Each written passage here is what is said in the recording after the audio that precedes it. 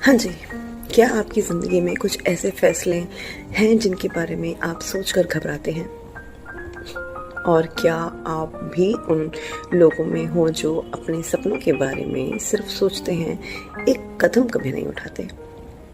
तो रुकिए, ये वीडियो एक मोटिवेशनल टॉक तो बिल्कुल नहीं है, ये एक लाइफ चेक है, एक मिरर है और थोड़ा सा लाफिंग गैस भी। आई गारंटीड यू।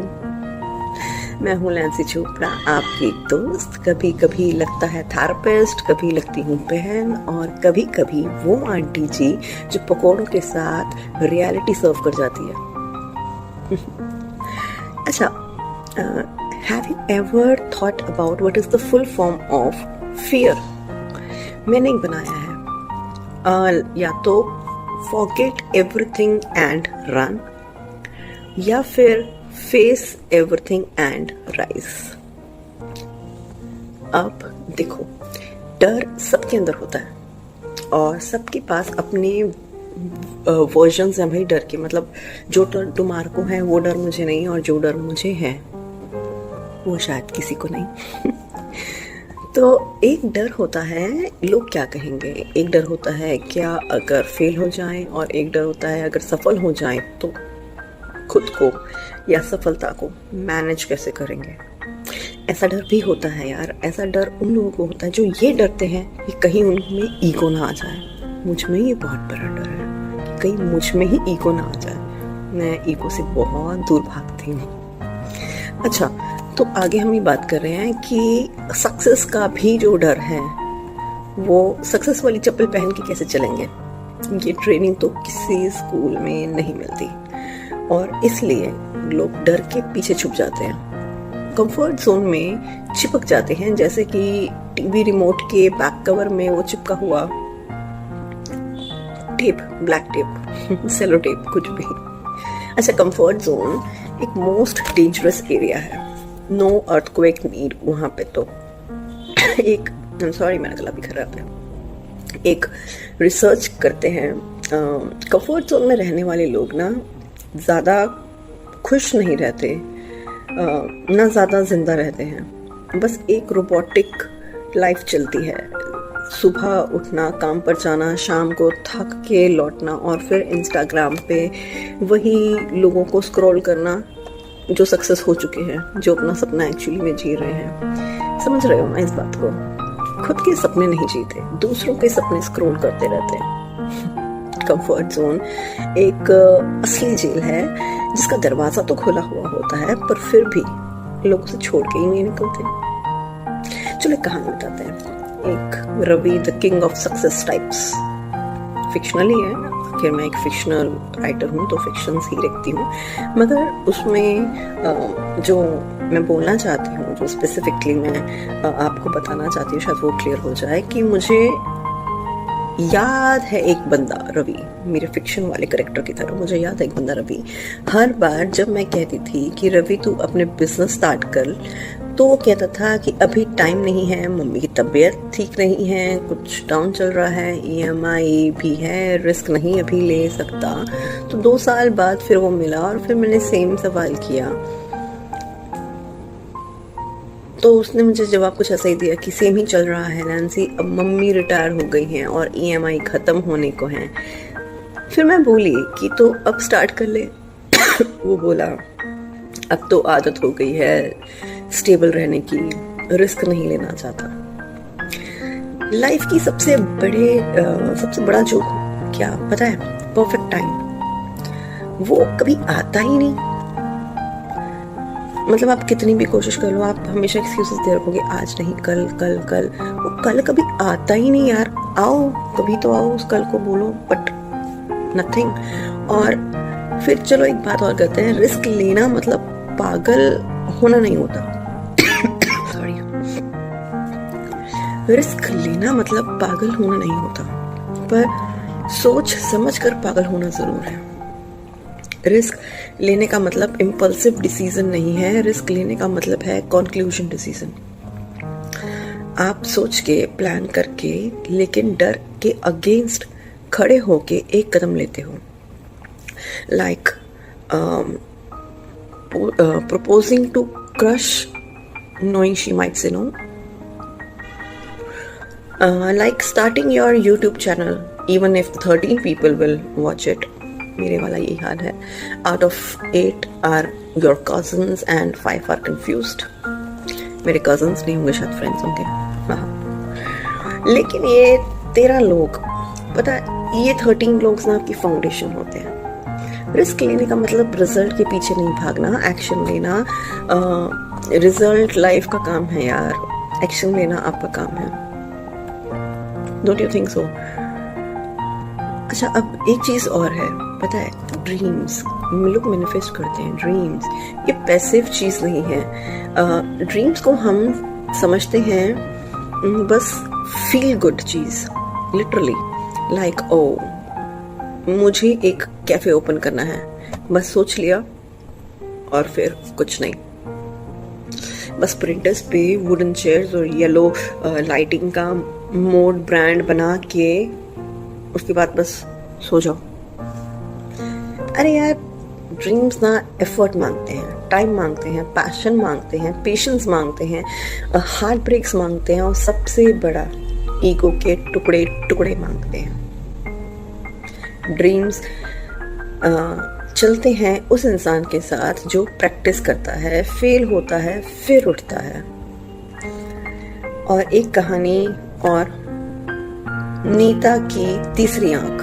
ये मैं एक्चुअली क्यों घुसेड़ रही हूँ मुझे भी नहीं पता, बट नीता की तीसरी आंख. नीता एक हाउसवाइफ थी, समझ लो. एक दिन मुझसे बोली कि मैं कुछ करना चाहती हूँ पर समझ नहीं आता क्या.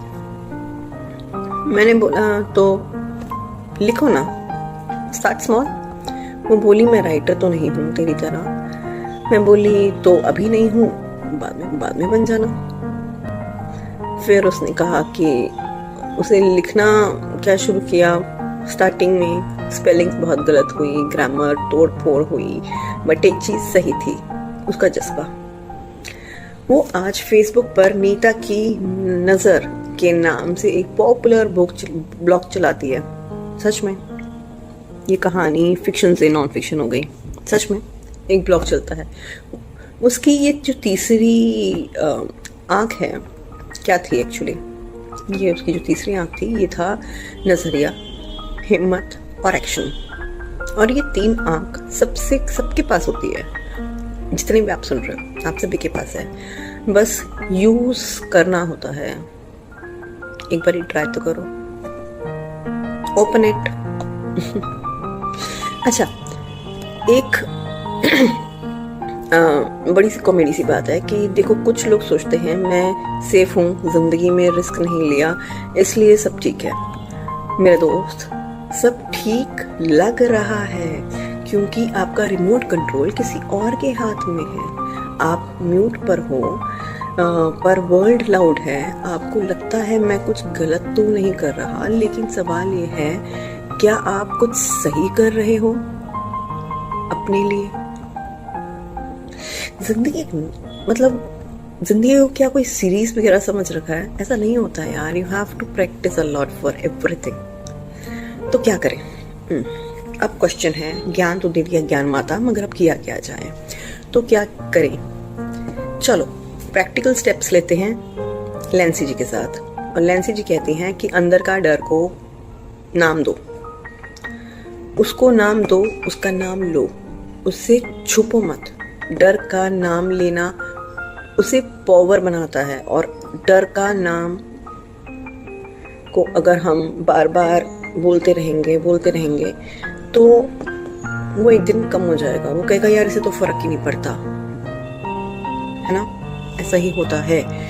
अच्छा, डेली एक uncomfortable step low. Like I was totally uncomfortable recording this video because मेरा खुद का गला बहुत खराब है. मैं 2-4 बार आप सबके सामने खो कर चुकी हूँ. बट वो अनकंफर्टेबल स्टेप लेना बहुत ज़रूरी था. माइक में शायद एडिटिंग में डिलीट कर सकती थी ये खो अपनी, मगर आई थॉट कि शायद इसे ऐसे ही रहने देना चाहिए. अनकंफर्टेबल स्टेप्स लेना बहुत ज़रूरी है. चाहे वो आप एक छोटा सा एक वॉइस नोट उठा लो, एक रील बना लो, एक ब्लॉग बना लो, एक फ़ोन कॉल ले लो, कुछ भी. डर के मुंह पे बस एक चप्पल मारनी है. That is the reality. तभी आपको लगेगा कि हाँ, you have done something so far. अच्छा, तीसरा चीज़ क्या मैंने समझा कि अपने सपने को लिखो। पता है, बोलने वाली चीज़ें कई बार बहुत आउट हो जाती हैं, बहुत जल्दी आउट हो जाती हैं, कोई फ़ायदा नहीं है। बट जो लिखी हुई चीज़ें होती हैं ना, when you repeat writing it, लिखी हुई चीज़ों में बहुत असर आता है।